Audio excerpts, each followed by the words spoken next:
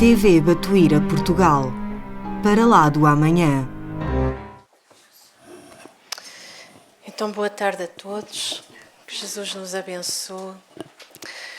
Vamos então para a nossa conversa da tarde, porque é sempre uma conversa, uma reflexão, e é com muita gratidão que nós estamos aqui hoje para partilhar esta nossa reflexão sobre um ponto importante do Livro dos Espíritos, que é a influência dos Espíritos no nosso dia-a-dia. Na maior parte dos casos, nós restringimos a nossa vida a um círculo muito estreito daquilo que vemos e ouvimos. Porquê? Porque o nosso... Obrigada, Beatriz. Porque o nosso corpo físico funciona como uma câmara abafadora dos nossos sentidos, dos sentidos espirituais. Então encarnamos, mas nós somos como... Nos diz André Luiz, nós somos cegos, praticamente, porque nós não vemos o mundo espiritual, ou a maioria não vê o mundo espiritual. Então, ao longo da nossa conversa, nós vamos falar exatamente sobre como o mundo espiritual influencia a nossa vida. Para aqueles que estão aqui pela primeira vez e que não têm muito contacto, ou não têm contacto com a doutrina, quando nós falarmos de alma, é todo o espírito encarnado, ou seja, que tem um corpo de carne, e quando nós falarmos de espírito, é todo aquele que está no plano espiritual, está bem? Portanto, para fazermos aqui esta distinção entre o que é um espírito e o que é uma alma, são uma e a mesma entidade, só que o espírito está no plano espiritual e a alma tem um corpo físico. Bom, como vos disse, nós vamos então fazer a nossa reflexão da tarde com base no capítulo 9 do Livro dos Espíritos, que é a intervenção dos espíritos no mundo corporal. Não vamos falar tudo, como é óbvio, era impossível. Vamos sim primeiro começar a refletir sobre o que se passou então no século XIX. Fomos até à conclusão do Livro dos Espíritos e no século XIX Kardec não se tornou pioneiro de nada. Quem pensa que sim, não. Ele não se tornou pioneiro de falar do mundo invisível. Desde sempre o ser humano, com maior grau ou menor grau de sensibilidade, já conhece o mundo invisível há muito tempo. O que é que fez Allan Kardec? Allan Kardec organizou, compilou, sistematizou e trouxe-nos vários livros a que nós chamamos o Pentateuco, porque são 5, e foi chamado de o codificador. Para fazer esse trabalho, ele usou então médiuns. Médium é uma expressão criada por Kardec. Então, o que é que aconteceu? Ele fez todo um trabalho de pesquisa, porque ele era um cientista, e nesse trabalho de pesquisa ele vai então compilar muitas perguntas que ele foi fazendo e às quais os espíritos foram respondendo.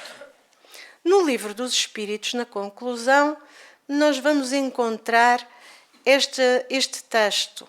Como a invenção do microscópio nos revelou o mundo dos infinitamente pequenos, de que nós não suspeitávamos, e quem fez este trabalho do microscópio foi feito no século XIX. O cientista trouxe-nos então, que foi Robert Koch, trouxe-nos então a hipótese de perceber o infinitamente pequeno. Mas ele fala-nos logo a seguir como o telescópio nos revelou os milhares de mundos de que também não suspeitávamos. Quem é que nos fala deste infinitamente grande? Foi Galileu que nos trouxe no século XVII com a sua luneta, na altura apenas a luneta, que nos traz então essa percepção, abre-nos o mundo para o infinitamente grande. Aberto o mundo para o infinitamente grande e para o infinitamente pequeno, que nós não suspeitávamos, o que é que faz Kardec? Vem dizer então, as comunicações espíritas revelam-nos o mundo invisível que nos cerca, nos acotovela incessantemente e toma parte, contra a nossa vontade, em tudo o que fazemos. Então, no século XIX, também, Hippolyte Denisard Rivel vai-nos falar sobre uma outra dimensão que nós não conhecíamos, que é o mundo espiritual. Ou melhor, ele não nos fala de nada de novo, como nós acabamos de dizer, mas ele vem-nos sistematizar, organizar todo esse conhecimento. E estamos a falar do mundo ocidental, porque se fôssemos falar do mundo oriental, os Vedas e tantos outros textos maravilhosos já tinham sistematizado o mundo espiritual. Não estávamos a fazer nada de novo. Então, se com um instrumento que foi o telescópio nós passamos a ver as estrelas, o infinitamente grande, se com o microscópio passamos a conhecer o infinitamente pequeno, e aqueles bicharocos que nós temos tanto medo, chamados vírus e bactérias, não é? O que é que faz Kardec? Kardec vai, através da mediunidade, que é um instrumento também, falar-nos sobre o mundo espiritual. E como é composto o mundo espiritual? Como é composto o mundo, este grande educandário que é a Terra? Nós agora vamos até a um livro que foi recebido por Francisco Cândido Xavier e o benfeitor é Emmanuel. Em 1952, e precisamos desta data, porque estes valores hoje estão desatualizados, nós já não somos 2 bilhões, nós já somos 8 bilhões, aliás, já ultrapassamos os 8 bilhões, mas o que é que nos dizia Emmanuel?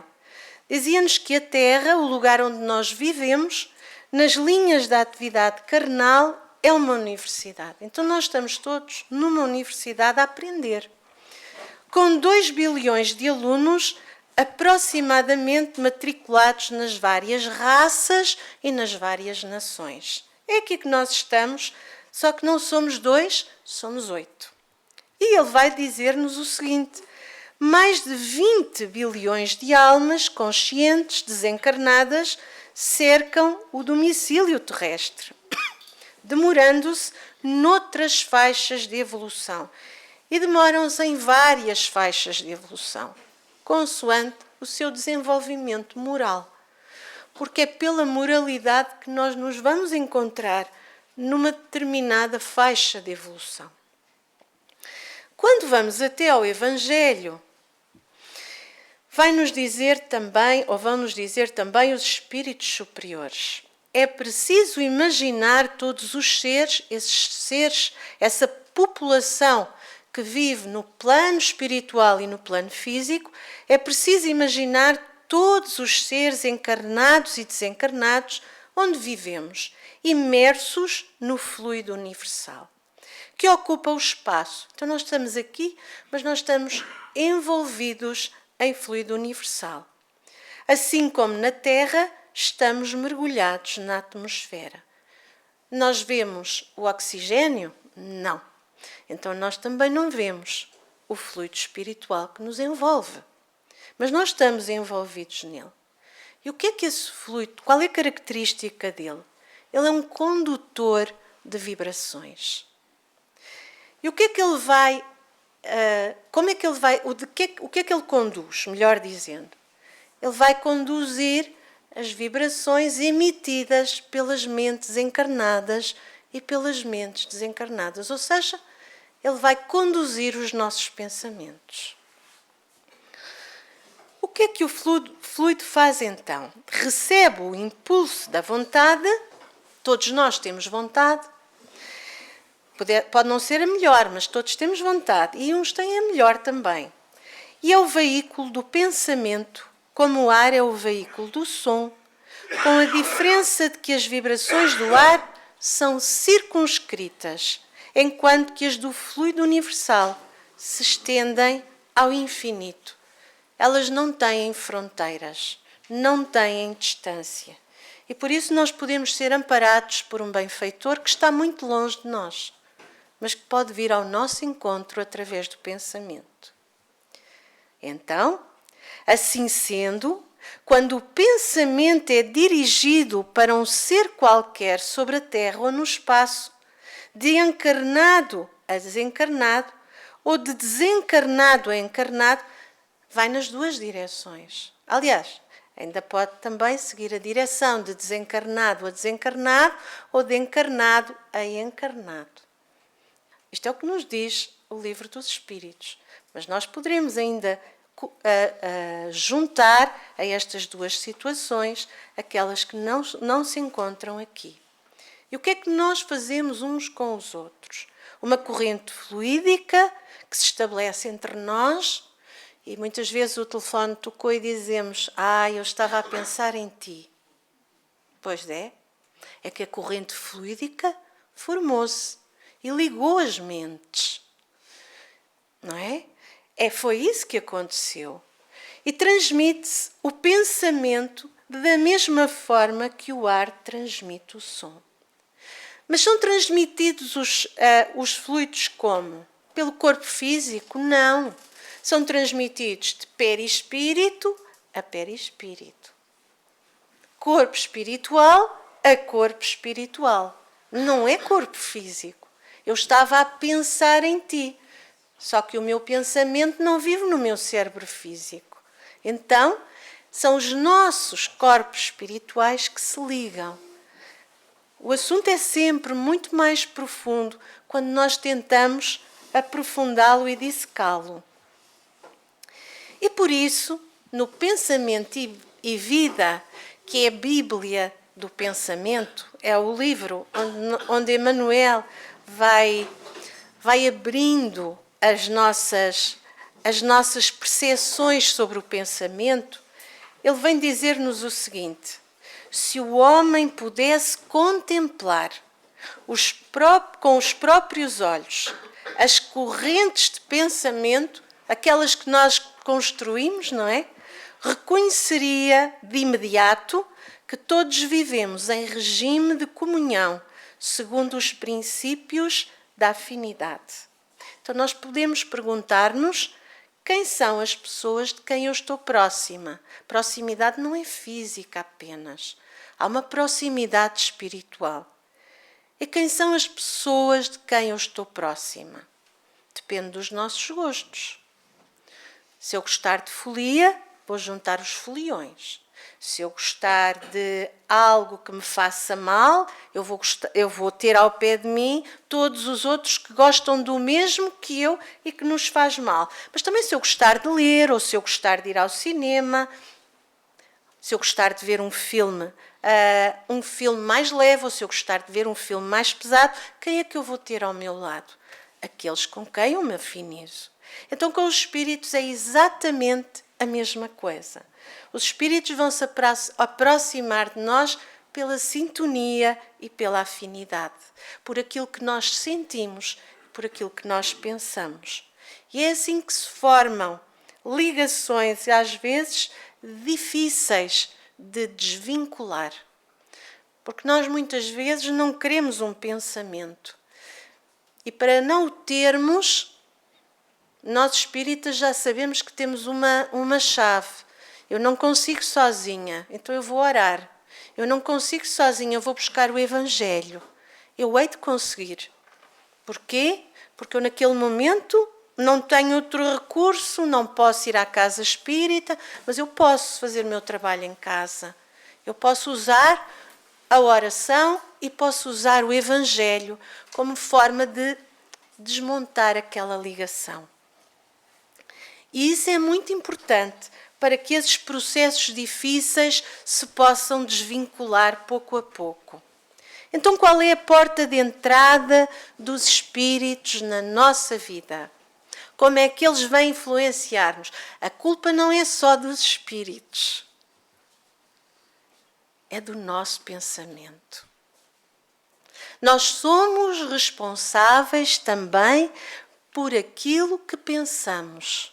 E pela vontade podemos controlar o nosso pensamento. E quando não conseguimos, vamos usar a oração e a leitura edificante para tentar fazê-lo. E depois vamos à casa espírita para receber um passe, para receber as bênçãos que a casa espírita pode doar, porque tem recursos que a nossa casa não tem, que nos pode doar durante a nossa presença na palestra, durante a nossa presença na Câmara de Passe. Mas o pensamento é a entrada, é a porta de entrada dos espíritos na nossa vida. E o benfeitor vem nos dizer que o pensamento é a primeira estação de abordagem magnética nas nossas relações uns com os outros. É a partir da vida íntima, não é da vida mundana, do dia-a-dia, é da íntima, daquilo que se passa cá dentro, que conduzimos os nossos recursos psíquicos e a nossa vida de relação. Porquê? Porque o pensamento, Emmanuel nesta lição, cartão de visita, ele vai dizer mesmo que o pensamento é o nosso cartão de visita. E sendo o nosso cartão de visita, o que é que nós estabelecemos? Nós temos uma aura à nossa volta e o mundo espiritual vai nos conhecer por essa aura. É por aí que nós somos conhecidos, pela qualidade da nossa aura. Então, é por aí que é para a nossa aura que os espíritos vão olhar. É essa que nós temos que trabalhar, porque ela foi construída com o nosso pensamento. E vamos então dar um pequeno mergulho, é pequeno, numa pergunta clássica do Livro dos Espíritos acerca da influenciação espiritual. Há ou não influência oculta sobre nós encarnados? Kardec fez a seguinte pergunta: os espíritos influenciam os nossos pensamentos e os nossos atos? E os espíritos superiores disseram-lhe: muito mais do que imaginais. É uma pergunta, é uma resposta muito esclarecedora. Influem a tal ponto que de ordinário, isto é, de forma vulgar, diariamente, são eles que vos dirigem. Então somos influenciados, sim, pelo mundo espiritual. Porquê que somos influenciados pelo mundo espiritual? Porque nem todos os espíritos ascendem a planos superiores, desculpem. Então porquê que os espíritos desencarnados ficam à volta da Terra? Ou aqui no nosso plano? Porquê que eles estão aqui? Por várias razões. Se for um espírito benfeitor, vamos falar primeiro daqueles que nos vêm ajudar. Ele vai aproximar-se de nós para nos ajudar a evoluir. E essa aproximação é benéfica e bondosa. Mas se for um espírito desencarnado e ainda imperfeito, ele vai aproximar-se porque ele tem apego à matéria, aos tais vícios que nós temos. Aquele que gosta de comer já sabe que vai ter ao pé de si aqueles que gostam de comer também. Ou então, porque esse espírito que desencarnou, ele ainda não se apercebeu que mudou de plano e ainda não aceitou a sua nova condição. Então fica aqui à volta da Terra e vai, então, muitas vezes aproximar-se de nós e influenciar-nos. E também o pode fazer por ignorância, não é? Ou então, na pior das hipóteses, porque nos quer prejudicar. São todos estes pontos pelos quais nos podem influenciar na nossa vida e de uma forma subtil que nós não damos conta. Bom, mas Kardec ainda perguntou: os espíritos podem conhecer os nossos mais secretos pensamentos? Nem todos podem conhecer os nossos pensamentos. Também é algo que nós precisamos de saber. Mas muitos podem e veem a nossa aura. E quando a veem, nós ficamos vulneráveis. Se forem espíritos que têm outras intenções que não são as de nos ajudarem. E aí nós ficamos vulneráveis. E os espíritos superiores disseram-nos: frequentemente conhecem o que desejaríeis esconder de vós mesmos. E nós escondemos dos desencarnados como nós, mas não escondemos do mundo espiritual. Não escondemos atos nem pensamentos que não lhes podem ser dissimulados. e ficamos vulneráveis então. O que é que pensam de nós, pergunta ainda Kardec, os espíritos que nos cercam e que nos observam? E aqui vamos ver que isso vai depender. Se forem brincalhões, eles vão rir dos nossos pequenos aborrecimentos ou dos pequenos aborrecimentos que nos vão causar e vão zombar das nossas impaciências. Os espíritos sérios já não nos veem assim. Eles vão deplorar os nossos defeitos e vão tentar ajudar-nos a ultrapassarmos as nossas dificuldades. Então, a qualidade dos pensamentos dos espíritos vai depender do seu desenvolvimento moral. Mas agora, para nós, a grande questão é como é que nós vamos distinguir. Como é que nós distinguimos os pensamentos que nos são próprios daqueles que nos são sugeridos? Quando é que nós podemos fazer esta distinção, já que a maioria das vezes é tão difícil? Quando um pensamento é sugerido, dizem-nos os espíritos benfeitores, é como uma voz que vos fala. Os pensamentos próprios são, em geral, os do primeiro impulso. Como é que nós vamos tentando perceber? Analisando os pensamentos que vêm até nós e a qualidade deles. Nós precisamos de analisar a qualidade dos pensamentos que recebemos. E se nós estudarmos o Evangelho, que é a base da moral do Cristo, nós vamos perceber o que é que devemos pensar e o que é que não devemos pensar, mesmo que ainda pensemos. E todos vamos pensar ainda muito tempo. Nós não vamos conseguir a evolução imediata nesta encarnação, mas vamos conseguir perceber se aquele pensamento é para alimentar ou é para cortar. Essa parte nós já conseguimos fazer. Essa parte é a nossa responsabilidade e é o nosso esforço. Por isso é que a reforma íntima é tão difícil. Porque ela existe de nós lutarmos dentro de nós próprios. Ela não existe que nós lutemos fora. A grande luta é dentro de nós próprios. E muitas vezes com os nossos pensamentos. Porque são os nossos pensamentos que nós temos que cortar. Os pensamentos nascem no nosso coração, já agora.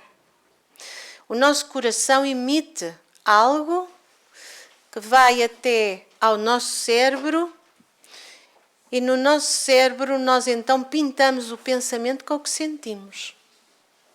E depois volta ao nosso coração e depois transformamos em ação. Ora, é essa luta que nós temos que ter, conosco mesmos.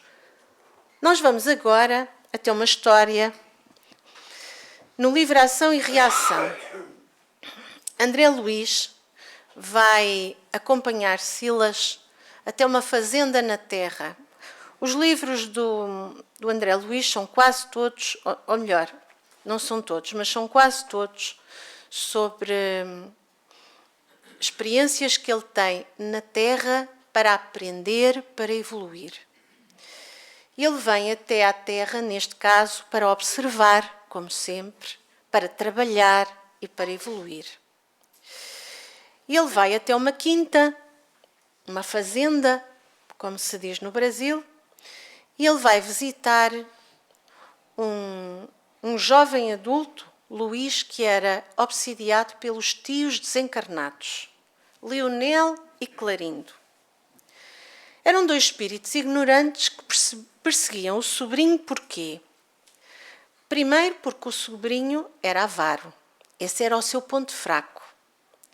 Mas o problema é que o pai do Luís tinha herdado um património, mas não satisfeito, como não o quis dividir com os irmãos, eliminou-os. E eles nunca lhe perdoaram. E cheios de ódio e cheios de vingança, eles vão voltar as suas energias contra o sobrinho. E o que é que eles querem fazer? Eles querem manter a mente do sobrinho num processo obsessivo. E como é que eles conseguem? Exatamente como nós falámos já. É que o sobrinho, Luís, era avaro. E a avareza é um vício que nós temos que ultrapassar. O que é que vai fazer Lionel na história que nós vamos trazer? Ele vai explicar como é que tem acesso à mente do sobrinho e a todas as mentes, como é que se pode ter acesso à mente de um encarnado e influenciar um encarnado. Ora, vamos lá.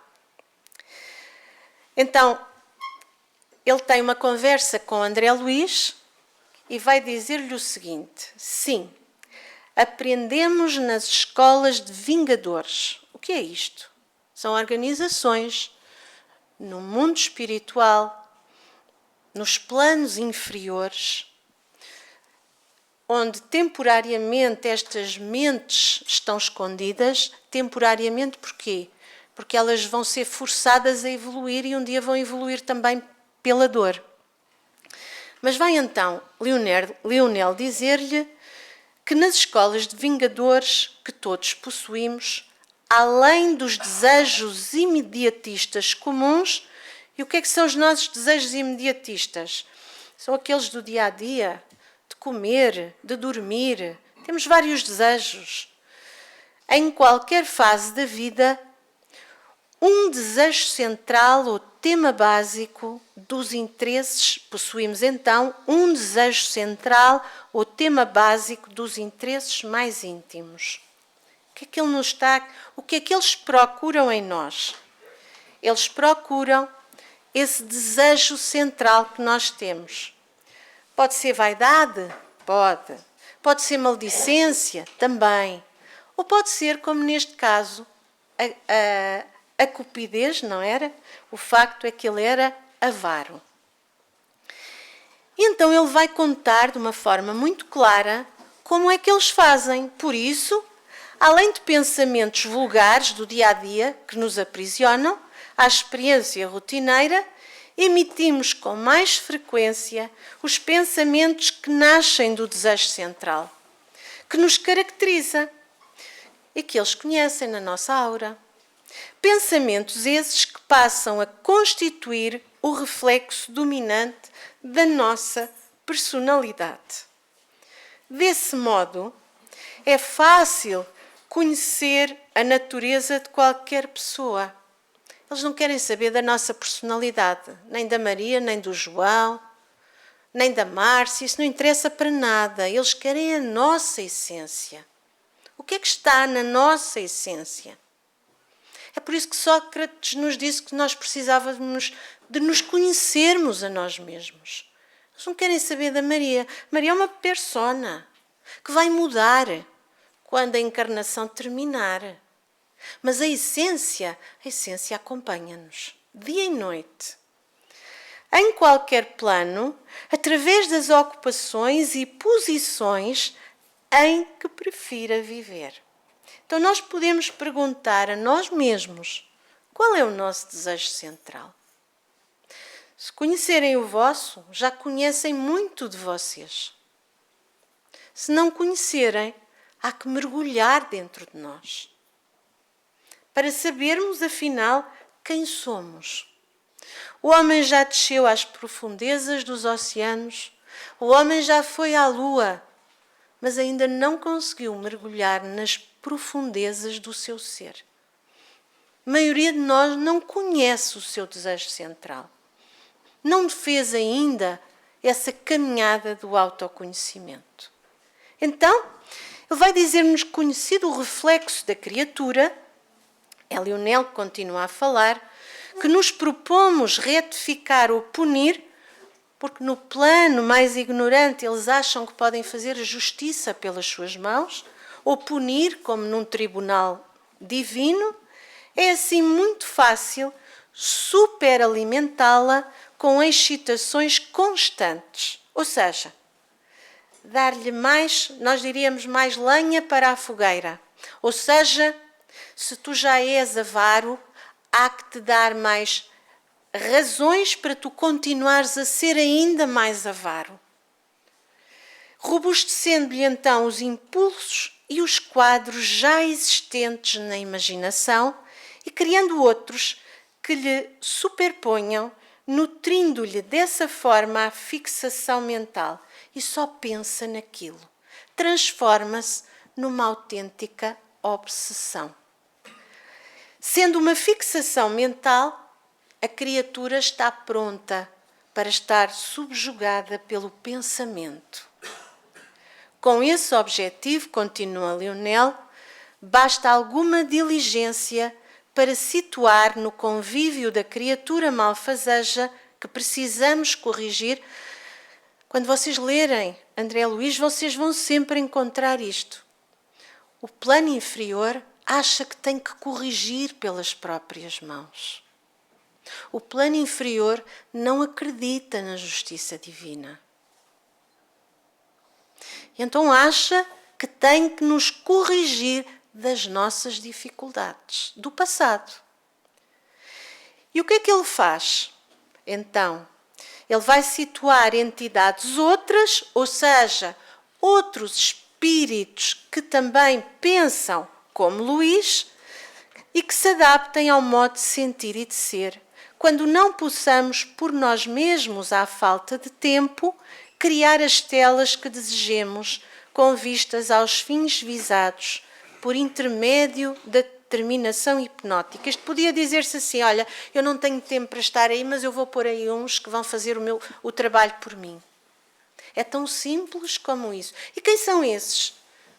São entidades desencarnadas que se afinizam com aquele encarnado. É isso que Lionel nos está a dizer. Então Silas, o companheiro de André Luiz, vai dizer-nos o seguinte: cada um de nós, vive e respira nos reflexos mentais de si mesmo. Nós vivemos na atmosfera que criamos.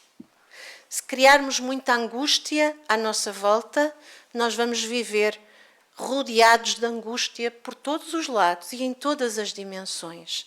Se criarmos tristeza, a mesma coisa. Se criarmos alegria, também vamos estar rodeados de espíritos que nos vêm ajudar. E vamos angariando as influências felizes ou infelizes que nos mantêm na situação que procuramos. Os céus ou as esferas superiores são constituídos pelos reflexos dos espíritos santificados. E o inferno, nós podemos imaginar que é igualmente algo que não é geográfico, é interno.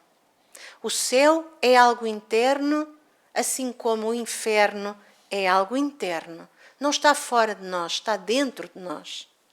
Então Lionel conclui a frase de Silas dizendo: e o inferno é o reflexo de nós mesmos.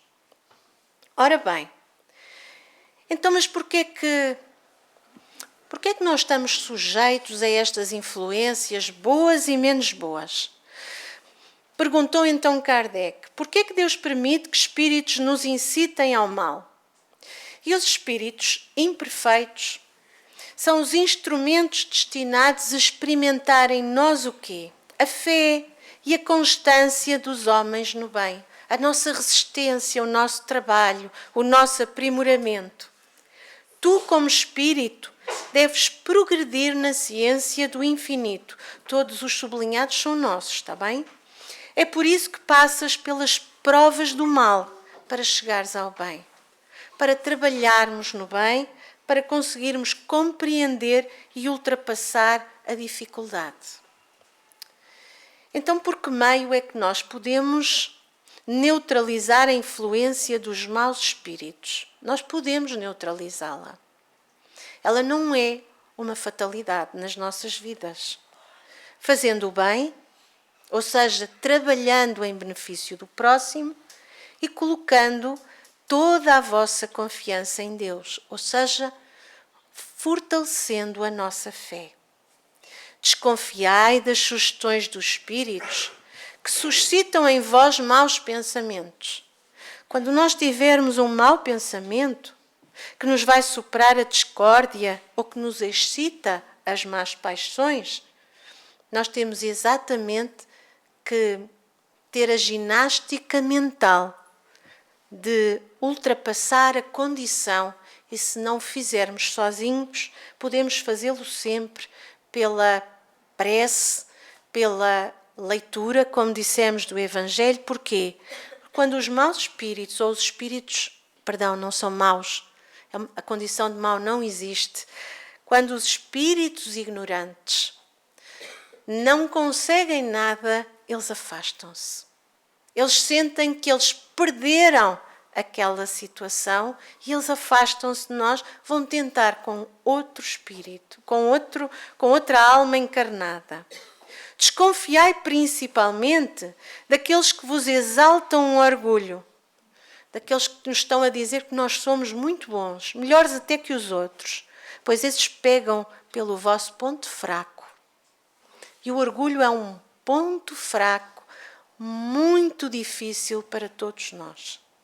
Eis porque Jesus vos ensinou a dizer na oração dominical: Senhor, não nos deixeis cair em tentação, mas livrai-nos do mal. E nós precisamos de orar e de pedir para sermos afastados dessa dificuldade. Então, continuando, os guias espirituais, eles têm uma parte ativa nesta tarefa? Será que eles nos ajudam? Se nós pedirmos ajuda, ajudam.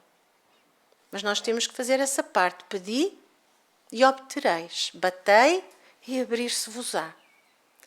Essa colaboração, os guias têm uma parte ativa na tarefa da nossa iluminação espiritual, que é o que nós queremos todos. Tem sim. Só que apenas se verifica, como no caso dos irmãos mais velhos ou dos amigos mais idosos, nas experiências do mundo. Os mentores do além podem apontar-nos os resultados dos seus próprios esforços na Terra.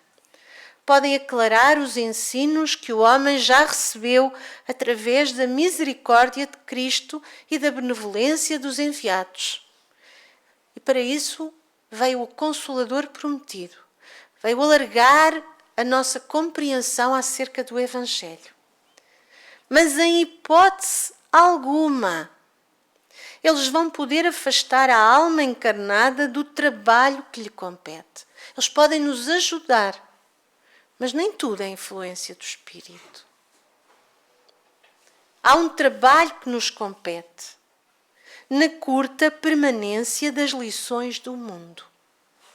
E habitualmente nós achamos que a nossa vida tem sempre muitos escolhos, muitas dificuldades, e até pode ter, mas isso não invalida que ela não esteja a ser amparada. Nós vamos agora trazer uma história que é exatamente sobre proteção educativa. É o título da história do livro Pontos e Contos. O que é que nos traz aqui o benfeitor?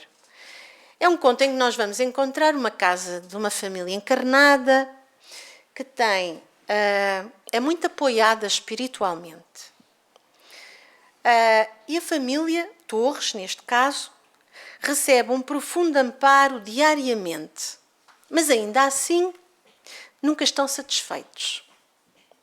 Porque dói aqui, porque tem a doença ali, porque aconteceu algo no emprego, porque o chefe é intratável, enfim. Há sempre coisas. Somos nós todos. Bom, e o que é que nos vai contar então o benfeitor? Vai-nos contar esta história em que vamos encontrar Ezequiel, que é o emissário do plano divino, que vem saber como é que vão os seus amigos, porque eles são amigos de outras encarnações, e ele vem saber como eles vão com aquele que ele deixou a cuidar deles. E o que é que ele vai perguntar? Como seguem os nossos tutelados? Pergunta Ezequiel. Compreendem agora a proteção divina? Sabe você que muito devo a Malvina e a João em face das minhas duras tarefas no pretérito? Ele teve, de facto, vidas muito difíceis, mas ele teve a felicidade de adiantar-se na senda evolutiva. Mas aquele que é evoluído não esquece os que ficaram um pouco atrás e vem buscá-los. No entanto, não me seria possível esquecê-los. E Ezequiel prossegue dizendo: congregai os meus velhos amigos com os adversários de outra época e espero que, transformados em pais e filhos no cadinho doméstico, eles possam agora avançar no rumo da paz, que excele o humano entendimento, a gratidão não olvida os bens recebidos. E Ezequiel não esquece a gratidão de tudo o que recebeu daquelas duas criaturas. Juntou os inimigos do passado e agora espera que eles evoluam juntos nalgo que nós sabemos que se chama família, a organização mais importante das nossas existências. Ele pergunta: Malvina comporta-se bem na luta redentora?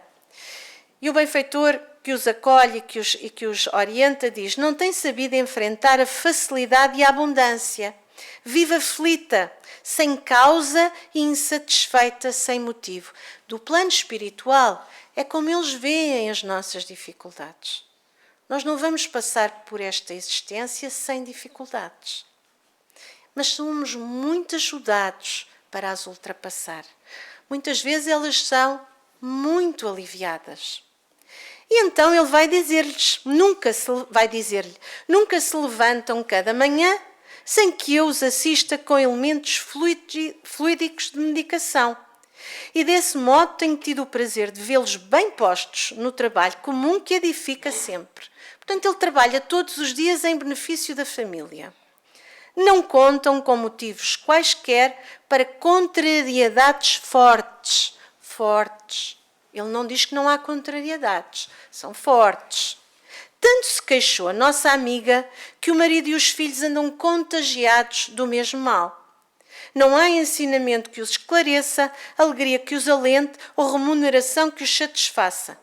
Mas eles eram muito ajudados pelo plano espiritual, muito influenciados pelo mundo espiritual, de uma forma positiva. Então, é lastimável identificar a atitude dos nossos velhos amigos, diz Ezequiel. Infelizmente não sabem receber o concurso da amizade reconhecida. Não dispõem de suficiente educação para registar as manifestações da nossa ternura. E agora, a benefício de todos, diz ele, ficarão a sós por algumas semanas. Ou seja, proteção educativa. E o que é que vai acontecer então? Eles vão permanecer sem escoras durante 30 dias. Sem o benefício dos fluidos logo de manhã, sem todos os benefícios dados ao longo do dia. Nossa amiga tem recebido até hoje a proteção confortadora para se encaminhar naquela que tem que ser a sua reencarnação. Mas, doravante, ela necessita receber a proteção educativa.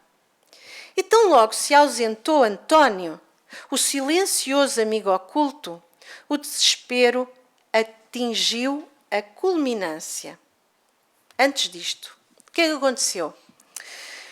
Um filho discutiu com o chefe e foi despedido. O outro teve um acidente. Enfim, aconteceu tudo naquela casa. De tal maneira que quando ela sentiu a angústia da dificuldade, o que é que ela fez? Ela voltou-se para a oração. Porque é essa que nos fortalece. É essa que nos cria a escora para que o mundo espiritual possa vir ao nosso encontro. Então, Dona Malvina não encontrou mais tempo para se queixar do mundo e da sorte. E findos os 30 dias do programa, quando Ezequiel e António lhe penetraram de novo o domicílio, encontraram-na em oração e profundamente transformada. Então nós somos amparados, sim. Somos influenciados pelas duas forças positivas ou negativas? Sim. Mas nós temos um papel a dizer sobre quem queremos chamar para nos acompanhar. E para chamarmos alguém para nos acompanharmos, nós temos a oração como o grande instrumento que Jesus nos deixou e que nos ensinou, inclusive, a oração das orações, no Sermão da Montanha. Então nós vamos concluir o nosso, que já vamos um bocadinho atrasadas, nós vamos concluir a nossa reflexão de hoje com uma lição de Emmanuel, que nos pergunta a quem é que nós queremos obedecer. Quem obedeces? Ele começa com uma frase de Paulo, que se encontra em Hebreus, e que nos diz o seguinte: e sendo ele consumado, veio a ser a causa de eterna salvação para todos os que obedecem. Ele está a falar de Jesus.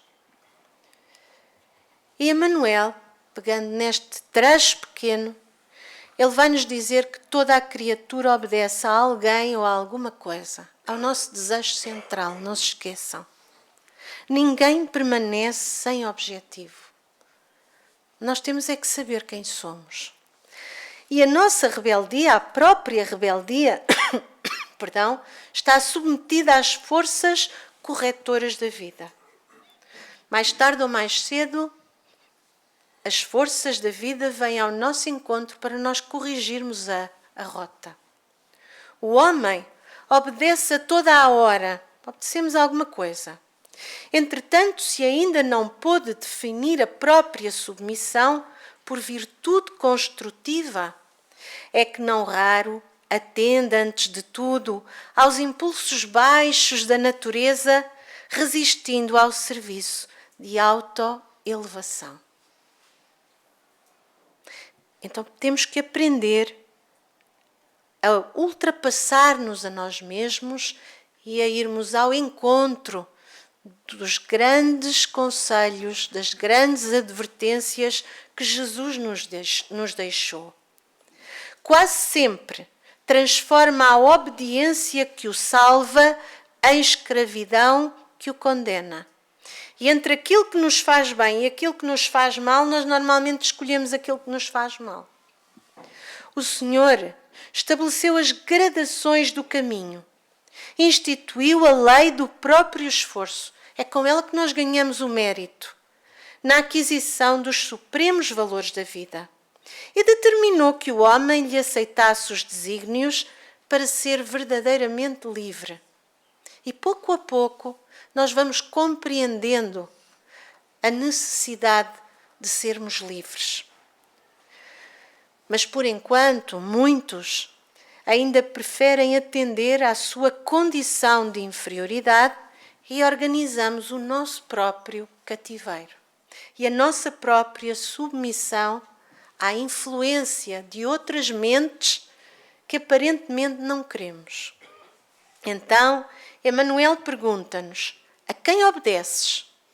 Acaso atendes em primeiro lugar às vaidades humanas ou às opiniões alheias, antes de observar o conselho do Mestre Divino? A quem obedecemos? Temos que perguntar isso a nós mesmos. Só nós sabemos falar sobre a quem estamos a obedecer. Então é justo, conclui Emmanuel, refletir sempre quanto a isso. Porque somente quando atendemos em tudo aos ensinamentos vivos de Jesus é que podemos quebrar a escravidão do mundo. E não é do mundo físico, é do mundo, das duas dimensões a que pertencemos, porque nós somos seres interexistenciais. E na Terra está o mundo físico, mas também está o mundo espiritual. E é aí que podemos quebrar a escravidão do mundo em favor da libertação interna e aí sim receber a bênção dos nossos amigos que nos querem ajudar, que nos querem fortalecer e que nos querem ajudar a alcançar a iluminação interior. Então, quando pensarmos como é que os espíritos influenciam a nossa vida, somos nós que lhe abrimos a porta através do pensamento e é através do nosso coração que nós vamos receber as companhias, boas ou menos boas. E muito obrigada por me ouvirem e um bom fim de semana para todos.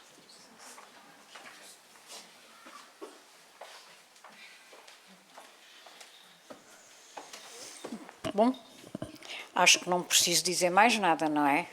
Foi tudo tão bem explicado e tão bem dito que eu vou-me abster. Lembremos-nos apenas e só o Sr. Orlando, o nosso fundador, como a maioria se conhece e sabe, e até o conheceu pessoalmente, dizia-nos sempre: cuidado, nós nunca estamos sós. Connosco andam sempre, pelo menos 4. Portanto, é bom que nos protejamos. E proteger, como a Ana também explicou, é muito fácil, se quisermos. Livre arbítrio, liberdade de escolha.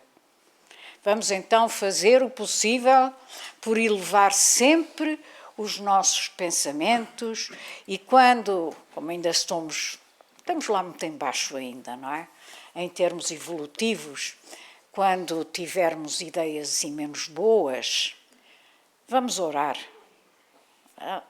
O alerta, atenção, olha a influência que eu estou a sentir agora. E é assim, é aos poucos, tem que ser devagarinho. Porque, como diz o ditado, muito antigo, Roma e Pavia não se fizeram num dia. E nós não podemos passar de inferiores a santos também numa única encarnação. Mas estamos aqui para aprender a tornar-nos melhores. É só isso. E, portanto, temos que ter muito cuidado com os nossos pensamentos. E vamos então, porque a Ana disse tudo o que tinha a dizer, o que era preciso neste momento dizer, melhor dizendo também, e vamos então à nossa prece final, também está na hora, já passa, e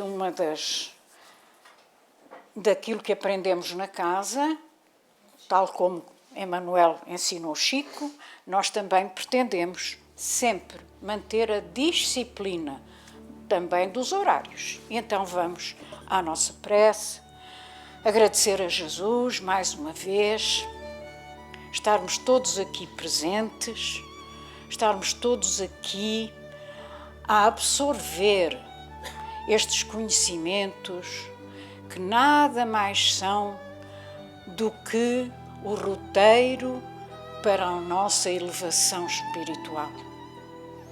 Agradecemos, Senhor Jesus, a tarde de hoje e tudo aquilo que aqui viemos hoje buscar.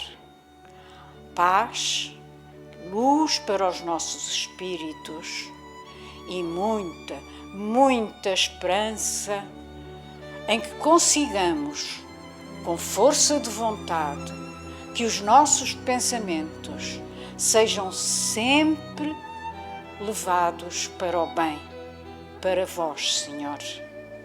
Dai-nos a força e a coragem necessárias para continuarmos no vosso caminho, que é difícil de trilhar ainda para todos nós, pois somos, nós sabemos, bastante imperfeitos ainda.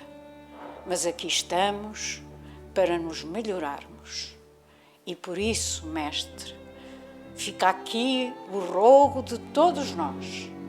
Ajudai-nos, Senhor, todos os dias a sermos um bocadinho melhores do que fomos ontem. Obrigada pela tarde de hoje, pelos ensinamentos que aqui viemos buscar. E ficai conosco, sempre, Mestre, hoje e por toda a eternidade. Que assim seja, graças a Deus. TV Batuíra Portugal, para lá do amanhã.